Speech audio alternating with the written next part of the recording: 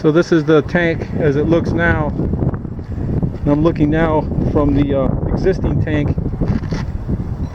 So it's starting to take shape. We're missing the inside walls on 3 sides. This is towards San Francisco in the east. And moving, sweeping back over toward the north. It's Cunanega back behind us. And this is the pipe network. Most of it's exposed.